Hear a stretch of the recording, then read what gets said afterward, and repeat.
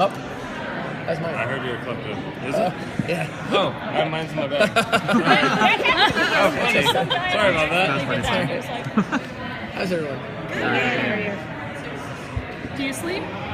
Sure. I sleep about 6-7 hours a night. I fall asleep at 10 o'clock. So there's panels at 10 o'clock tonight. So I'm probably going to fall asleep on the panel. Wherever I am, I fall asleep at 10 o'clock. Well, I'm curious, with so many other superhero shows that you've done, have you you bring certain things to everyone now that you're kind of familiar with this genre, or how do you approach a new property like this? We try and make everyone different from the other ones. Obviously, you learn a lot of things. You learn about, I think, structurally, and you learn about what you think you can pull off with action or visual effects, and how to blend the stories, and how to have the action has to sort of be its own emotional storyline in the sense of it has to tell you something. It can't just be action for action's sake. So you learn lessons, but we also try and make each one different. So this show, if you take this, and the way to do that for me is like, what's the show without the superpowers? When you take the S away, what is it about? And in this instance, we have an adult sibling, female sibling relationship. We have a workplace sort of comedy, if you will, and a young woman trying to figure out her way in the world and find, discover what her story is, what she's meant to be. And then you have, we have aliens in this, which we don't have on the other shows. So we have that whole sort of, pathway into sort of an intergalactic kind of element to the storytelling, which is a lot of fun too. Bueller? The casting of Kara's parents, Yes. which I'm a huge fan of the Supergirl movie from the 80s, okay. so I cheered so loud at that. How did that come to happen? Was that kind of a We had wish done a list? bit of that. It was, I had worked with Dean on a small movie I did back in like 1999, so I knew him a little bit, so I asked him. And then Helen Slater, we sent the script to him, we said, we really can't imagine anybody else in the show but you, and obviously we'd really like to be able to tell that backstory, but also tell about your life in the present too. So you'll be seeing more of both of them. Fantastic. And then to jump off of that, talk about the casting of the main cast and how how did you find, what was it that Melissa was the one person you knew was going to be Supergirl and that kind of stuff? You're always looking for, I think, just that. If you close your eyes, and it's never a look or a thing, because a lot of times, Grant didn't have Barry Allen's blonde hair, and Melissa certainly isn't as naturally as blonde as the Supergirl you saw in the comic books when you were kids. So it really is the essence, I think, and it's that warmth and that strength. At least what I was looking for Supergirl was just someone that you really represented the best in us, that you could feel emotionally for, in terms of like that sense of loneliness she might feel, that she's sort of here to protect this world but not of it, and she had all that optimism and that hope. I mean, I don't know if she sat at your table yet, but you can get a sense of that when you're just being around her. And then so once that happens, you sort of go, well, if we don't cast her, we don't now that was the person, we can't let them go. And so we didn't let her go until we got her. How do you feel about Supergirl airing obviously Gotham on the TV Supergirl? I think so many people I know watch stuff the night of, but watch one thing that's an 8 o'clock show at 8 and then another 8 o'clock show at 9. There's so many different ways. And there's so much competition anyway just to be in TV that you just really have to make the best show you can, and then hope that everybody that's meant to be shows up for it. I mean, I've been against enough things with shows that I thought, we're doomed, and then the show worked, or conversely, I thought, this is going to be a cakewalk, and then the other show trounced us. So I really think that a lot of times both things can work. If they make a great show, which they do, and we know that they do, and we make a great show, then I think we'll both be okay. Do you have a specific example of a show that worked that you didn't think was going to? One that I worked on? Oh gosh. I think when I came on to Brothers and Sisters years ago,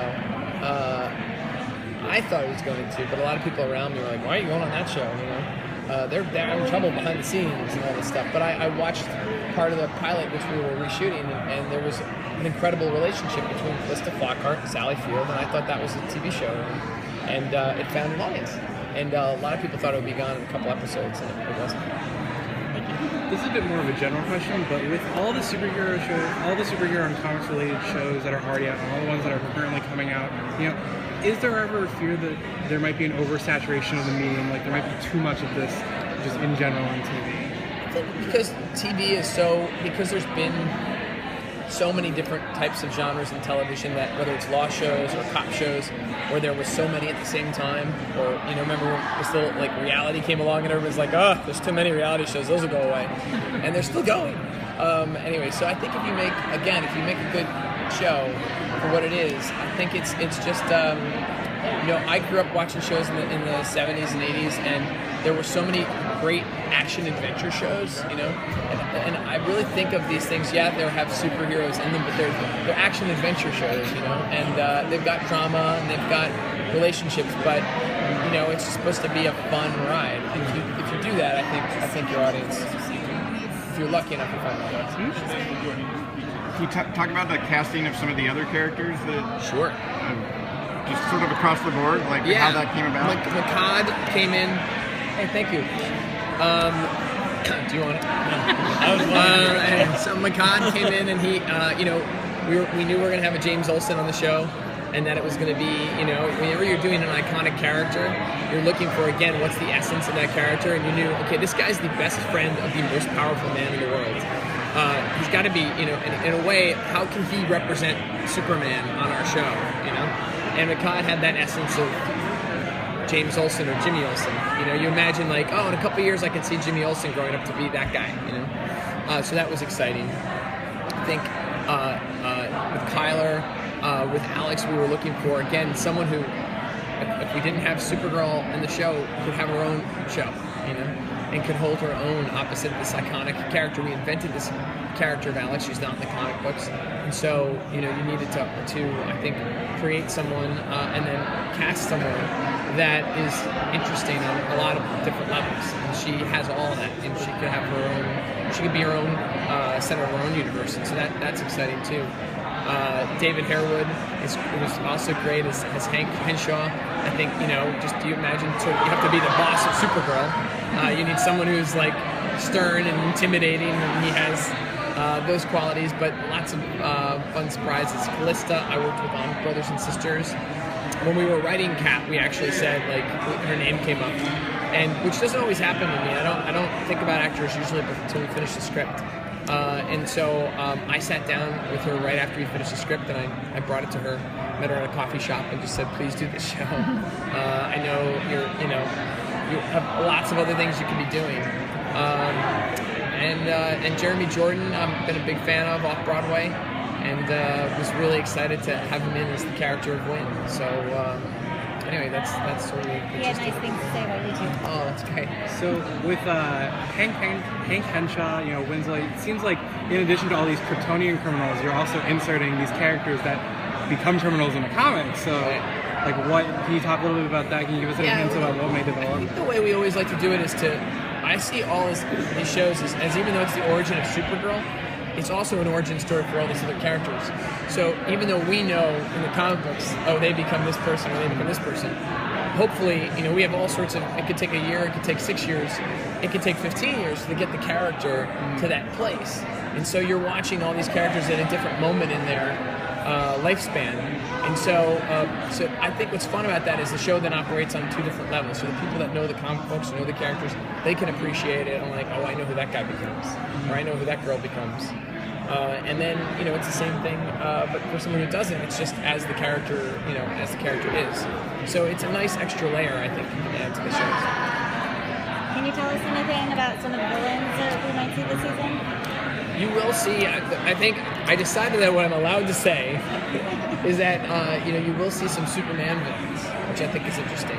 It's not just, because he exists in the universe. And it's not going to take much for them to look at the sky and go, she's wearing the same S as this other guy, and she can fly too. And so it's interesting to bring some of those characters over. And there'll be a main human foil that you will be hearing about within the next 10 hours, and you'll be hearing about the casting on within the next few hours too. And that's exciting. Okay.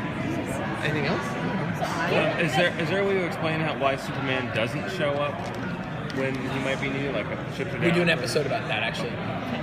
That is our third episode is about that very thing. That's a good question. He was at the Sentinel of it because he had something else to do. Given how the success that you have enjoyed with the two, with Flash and with Arrow, does that then set the bar a little higher in your head for this? Like, okay, I want to go out and hit that and tell a good story, or what are your expectations going into this first season? I think for all the shows, honestly, every year for all the shows, we do that to ourselves. We really do. With something like The Flash, we had a great first season we were really proud of, but then you go, all right, well, now we have to do a season that's as good as that. So every time you challenge yourself, and certainly every time you do something new, there's that extra pressure of, reminding everybody why this is different, why that's necessary. We don't want to just do it just because, okay, we get to do another superhero show. It was very much, she was a different character for us for a multitude of reasons, and we felt like, it is the network. CBS is as big as they get. We get more money to do the show. You get to do things even bigger, so it's more responsibility in that regard too, and that I think can make it really exciting. Will we be seeing more from Dean Cain and Helen Slater, or was that a one-off? No, it's not a one-off. We have a history of when we bring those kind of characters on, being able to bring that fun is bringing them back. So you will. Tell me there's a brothers and sisters reference somewhere when you bring Callista into a scene. There's got to be a joke. Not yet. Maybe? Not yet, but that's a good idea. You said you don't generally write knowing someone to play the part, but in a lot of your shows you have a lot of theater actors. Yes. Is that something that when they come in and audition, you get excited when you see on the resume, or is it something Sometimes that it they happens bring? beforehand in the sense of like I just know them because I love musicals. Sometimes it happens after the fact that I realize I hear, oh my God, they can really sing, or they've done this, or they've done that. But it's very much, I think the unique thing about that and why that happens time and time again is the people that have the capacity to do that, to tell stories with song and to be in a musical, which is sort of like a heightened reality, much like this kind of show, they've got that ability to play slightly heightened but still real, and I don't think it's any mistake that so many of them are so good at this kind of storytelling, would be my guess.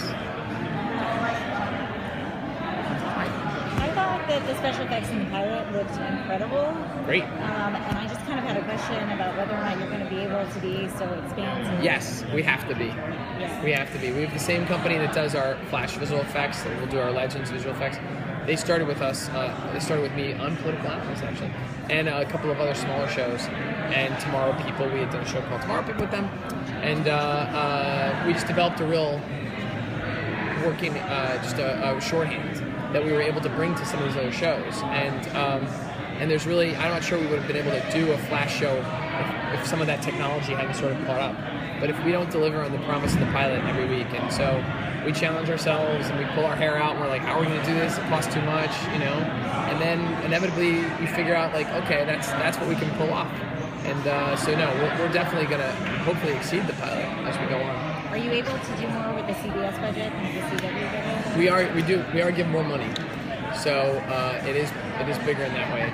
Yeah. What was It's nice, but what's so funny is if you have $10 or if you have $100, you end up spending it all no matter what you have, and it always feels like it's never enough. So.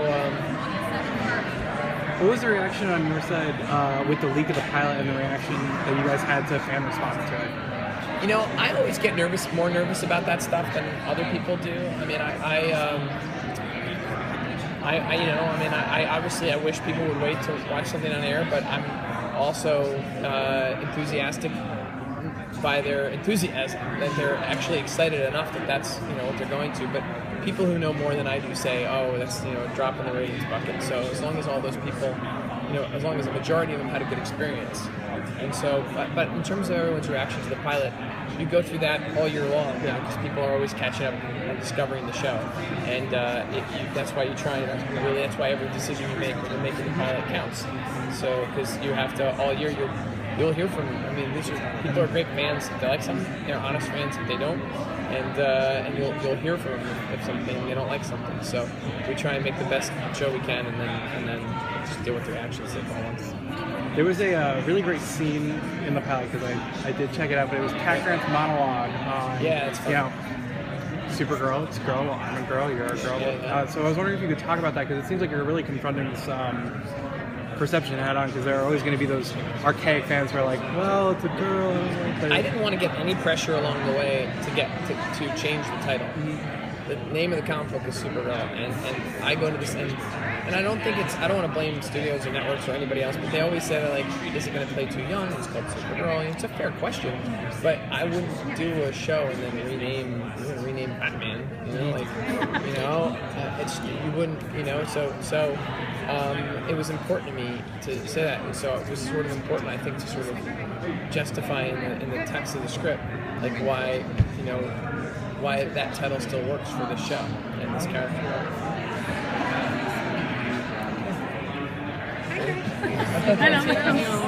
Keep talking, because I'll keep talking. Sarah, are we switching? I can do this all day. Sarah? Yes. You're in. Sorry.